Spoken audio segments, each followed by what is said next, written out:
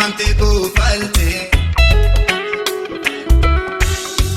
Gaafa guyyaan gaa'e abduu mucaa argatte haadha ilmaa taate Namni ariifata abdiisa guutaata kan darbirraan faata Taate haduu jaalaan maalumaaf taa'e jedhee raajeffata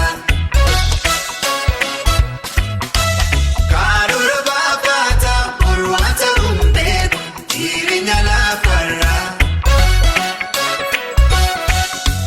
Yaada tasgabbaa'een kan adeemuun jiru namni bara har'aa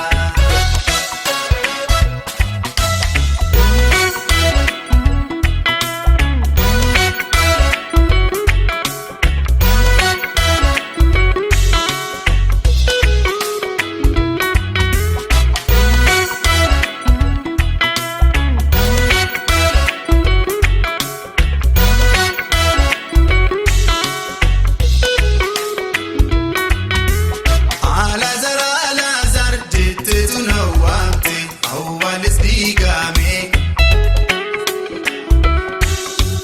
Boolla keessatti gooftaa sagalee kee dhufe natti dhaga'ame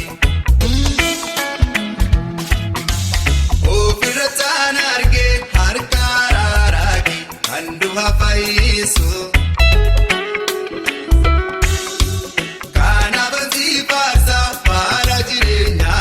Danda'in jallisu Namni ariifata abdiisa guutaata kan darbirraan faata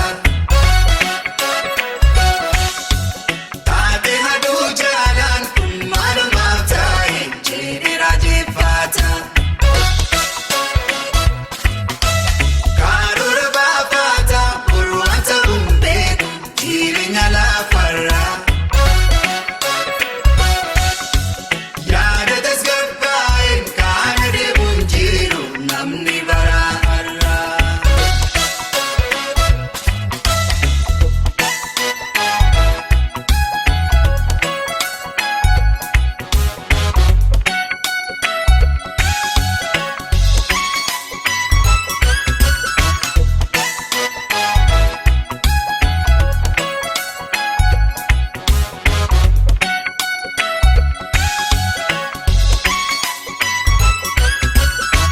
Irraanfataniiru erga na waalaani waa'ee godhiisaanii Fiironni koo hundumtuu wayyaa gaddaa uffatu waalitti dacha'anii Galmeessa dhookaate seenarra faatame situu bakkeetti baasa Misira choobaata uftaa sagaaleen kee reeffa bulaa kaasa Ansi argeetan si beekee keessa garaa kootti Haala laaltee hin deemne ati na dhiistee qofaa kootti Ijaan argaayyuu fagootti namni na baaqaate Anu si qofaan ijaan argee na miira kan na baate Ansi argeetan si beekee keessa garaa kootti Haala laaltee hin deemne ati na dhiistee qofaa kootti Ijaan argaayyuu fagootti namni na baaqaate